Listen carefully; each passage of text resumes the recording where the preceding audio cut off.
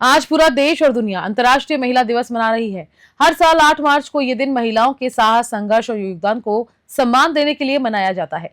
समाज, राजनीति, अर्थव्यवस्था, विज्ञान, खेल और कला जैसे हर क्षेत्र में महिलाएं अपनी पहचान बना रही हैं। इन्हीं महिलाओं की सफलता को, इनके स्वाभिमान को न्यूज 21 भी सलाम करता है।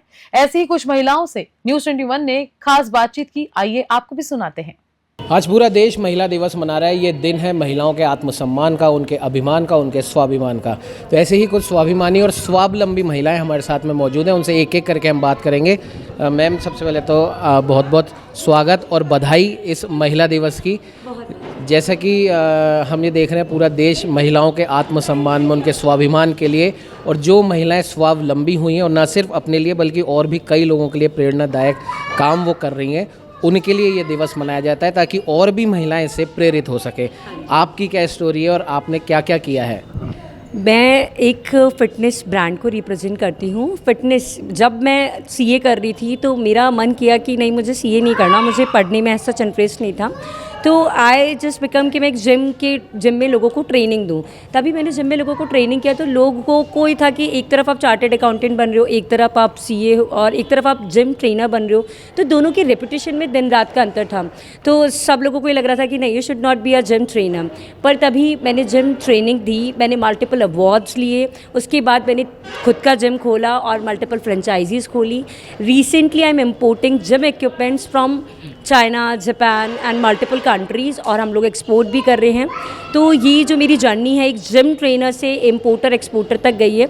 तो मैं अपने इस प्रोफेशन को तहे दिल से स्वीकार करती हूँ और नमस्कार करती हूँ। एक छोटा सा सवाल है, जैसे आप जिम ट्रेनर आप हो और सबको पता है जिम ट्रेनर की ड्रेस क्या होती है, कैसी होती है, क्या आपके लिए या आपको इस प्रकार से रोका या टोका गया कि आप एक लेडी हैं और इस प्रकार की जो ड्रेस है, जिस समाज से आप आते हैं, सैनी माली समाज से, तो क्या इस प्रकार की कोई बंदिश आई आपके फैमिली मेम्बर के द्वारा या किसी और सगे संबंधी के द्वारा? नहीं, मेरी जो इन-लॉज़ है, मेरी सास ससुर है और जो मेरे पति हैं, उन्होंने मुझे बहुत ज़्यादा सपोर्ट किया। तो मैं उन सभी का शुक्रिया करना चाहूँगी कि मुझे उन्होंने किसी चीज़ को करने से नहीं रोका और मुझे ये बोला, जो तेरा मन है वो कर, हम खड़े हैं। तो उसके लिए मुझे कभी कोई प्रॉब्लम नहीं आई और ना मुझे कभी किसी ने, आसपास के लोगों ने कभी इस चीज़ के लिए जज किया। तो अपनी जैसी या फिर और ऐसी महिलाएं जो संघर्ष कर रही हैं या जो अपने संघर्ष का मुकाम पा चुकी हैं, उनके लिए कोई प्रेरणादायक कोई स्टोरी या कोई ऐसा कोई संदेश आपके दिमाग में आता हो? हाँ, बचपन से मेरी रानी लक्ष्मीबाई बहुत फेवरेट रही हैं, क्योंकि मैंने सुना था उन्होंने अपने पेट पर बच्चे को बांधकर युद्ध लड़ा। आप सोच सकते हैं कि एक्सक्यूज़ देना आरामदायक है, पर किसी चीज़ को करना, अपने बच्चों को एक्सक्यूज़ देना या कुछ भी देना बहुत आराम है, पर बच्चे को बांधकर लड़ाई करना अपने आप में एक सल्यूट है। तो रानी लक्ष्मीबाई मेरी आइडल हैं और मैं चाहती हूँ कि प्लीज़ आप अपनी लाइफ में अपने कंफर्ट जोन से आगे निकलिए, आप बहुत आगे जा सकते हैं। ये थी हमारे साथ टीना जी, जो कि एक जिम ट्रेनर है। और आगे बढ़ते हैं, और भी कुछ महिलाएं यहाँ पे हमारे साथ हैं। मैम, आपका नाम, क्या आप करते हैं और आपने अभी तक जो भी मकाम हासिल करा है उसके पीछे की संघर्ष की क्या कुछ कहानी है? सर, मेरा नाम काजल सैनी है। आज से 25 साल पहले मैंने कला प्रशिक्षण केंद्र के नाम से एक सेंटर चलाया था।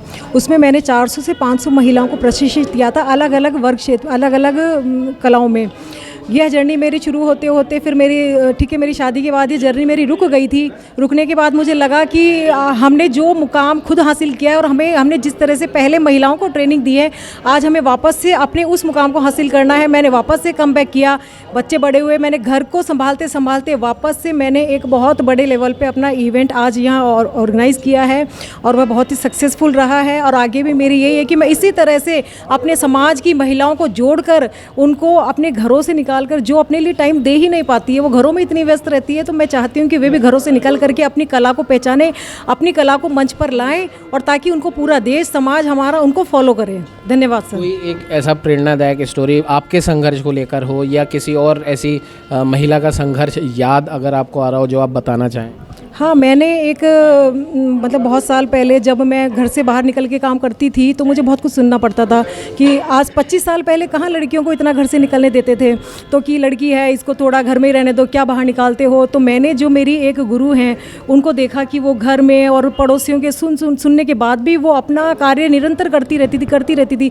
मुझे लगा जब ये कर सकती है तो मैं क्यों नहीं कर सकती हूँ। तो उनको फॉलो करते करते मैंने समाज की सारी जो द्वेषों को मिटा करके जब मैंने अपना अचीवमेंट किया, आज से 2003-4 में मैंने पूरा इंडिया लेवल पे अपने इवेंट्स कराए थे। मैं घूमर मैंने प्रस्तुतियाँ बहुत दी है पूरे अपने इंडिया लेवल पे।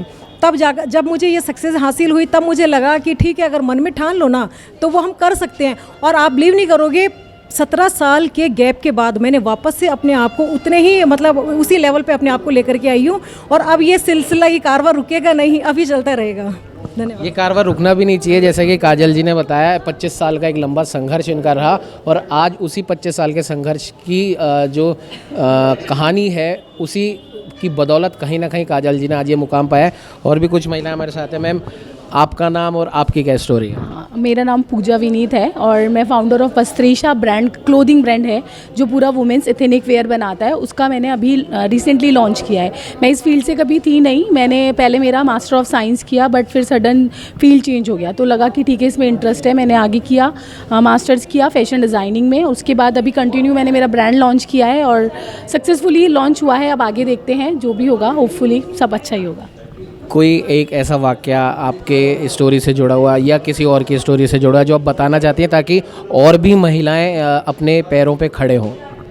मतलब मुझे लगता है कि हर लड़की कर सकती है, बस एक पुश करने वाला कोई होना चाहिए। और वो जैसे मेरे लिए मेरे हस्बैंड है, वो हमेशा से चाहते थे कि नहीं जॉब नहीं करना है, खुद का कुछ करो, एंड उनके सपोर्ट से ही मैं आज यहाँ तक पहुँची। Thank you so much. और भी महिलाएं यहाँ पर हमारे साथ हैं। मैम, आपका नाम और आपकी क्या स्टोरी है? मेरा नाम रूपाली खंडेलवाल है। मैं एक रेजन आर्टिस्ट हूँ। आज से 11 साल पहले मैं ज्वेलरी डिज़ाइनर हुआ करती थी। उस फील्ड में मैंने 15 साल काम किया है और मेरा ऑल ओवर राजस्थान में टॉप 10 में फाइनलिस्ट में नाम भी आ चुका है। मेरे फादर ने हमेशा मुझे पुश किया है कि बेटा कुछ करो, घर से बाहर निकल के कुछ करो। तो जब मैं ज्वेलरी डिज़ाइनिंग फील्ड में थी तो उसके थोड़े टाइम बाद मेरी शादी हो गई थी। उसके बारे में इन लॉज ने भी मेरा खूब सपोर्ट किया, बट बच्चे होने के कारण मैंने ज्वेलरी डिज़ाइनिंग ड्रॉप कर दिया। टॉप 10 फाइनलिस्ट में आने के बाद भी पूरा मैन्युफैक्चरिंग पूरी unit as it is drop कर दी। बट लेटर ऑन जब मेरे हस्बैंड ने मुझे सपोर्ट किया तो आज मैं रेजन आर्ट का काम कर रही हूँ, खुद का बिज़नेस चला रही हूँ। मोर देन 400 कस्टमर्स हैं आज मेरे पास में। और मैं इंटरनेशनल लेवल पे भी अपने क्लाइंट्स हैं मेरे, और इंटरनेशनल लेवल पे भी मैं अपनी कुछ प्रोडक्ट्स सेल आउट कर चुकी हूँ। मेरे हिसाब से ये फील्ड मेरे लिए बहुत अच्छी है क्योंकि मुझे शुरू से आर्ट एंड क्राफ्ट में बहुत ज़्यादा अच्छा लगता था और ज्वेलरी डिज़ाइनिंग भी एक आर्ट एंड क्राफ्ट का पार्ट था, इसलिए मैंने वो लिया। अभी मैंने ज्वेलरी डिज़ाइनिंग और रेजन आर्ट को कंबाइन करके नए प्रोडक्ट्स लॉन्च किए हैं जिसमें पूरे रेजन में ज्वेलरी की एमरल्ड्स और रूबीज़ इंसर्टेड हैं। मैं आपको रोकूंगा, आप जिस आर्ट का आप नाम ले रहे हो वो एक्चुअल में है क्या?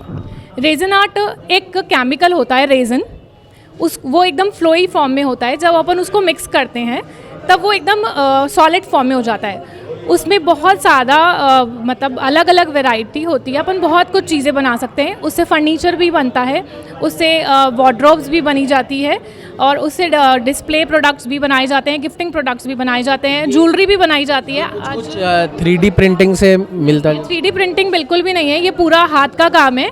आज बड़े बड़े ब्रांड ज़ारा, लिबास, ये लोग भी रेजन की ज्वेलरी बना रहे हैं, जैसे हम लोग रेजन की ज्वेलरी बना रहे हैं। उसमें ओरिजिनल फ्लावर्स इंसर्टेड होते हैं। आज अपना जो शादियों में ब्राइड ग्रूम की वरमाला होती है वो भी प्रिजर्व करी जाती है, वो मैं रेजन में प्रिजर्व करती हूँ जिससे वो हमेशा उनके पास सदा बाहर रहे, उनके लाइफ टाइम उनके साथ रहे। वो हम उनकी पिक्चर्स उसमें इंसर्ट कर सकते हैं, उसमें क्लॉक्स बना सकते हैं। ऐसे एक बहुत बड़ा फील्ड है और इसमें डाइनिंग टेबल्स वगैरह सब चीज़ें बनाई जाती है। कोई एक ऐसी बात या कोई एक ऐसा प्रेरणादायक कोई वाक्य या सेंटेंस आप बताना चाहें ताकि और भी महिलाएं आपकी इस बात को सुनकर समझकर अपने पैरों पे खड़ी हो सके? मेरा एक ही कहना है, एक ही बात है, ये कोई समाज या देश की बात नहीं है। महिला है तो इसका मतलब ये नहीं है कि वो कमज़ोर है। या उसको किसी का सपोर्ट चाहिए, आपको हमेशा खुद के मन में इच्छा होनी चाहिए कि मुझे ये काम करना ही है, तो आप वो काम कर सकते हो और आप आगे बढ़ सकते हो। पहले अपने मन में ठानोगे तभी आप आगे बढ़ सकते हो। You need not any support. आप मन में ठानोगे तो सब काम कर सकते हैं। सही बात है, आप मन में ठानोगे तो आप जो चाहो आप वो कर सकते हो। ये कुछ महिलाओं की कहानी हमने आपको सुनाई थी और जाहिर सी बात है कि अलग अलग फील्ड की ये महिलाएं हैं। पहले इन्होंने अपने आपको ये समझाया कि हाँ हम ये कर सकते हैं, उसके बाद इनको इनके परिवार का सपोर्ट मिला और आज ना सिर्फ ये अपने लिए अपने परिवार के लिए अच्छा काम कर रही है बल्कि और महिलाओं को भी ये प्रेरित कर रही है ताकि वो भी उठ खड़ी हों, अपने पैरों पर खड़ी हों और पहले अपने परिवार का, समाज का और फिर देश का भला कर सके। सहयोगी कैमरामैन अजय के साथ उमंग माथुर, न्यूज़ 21।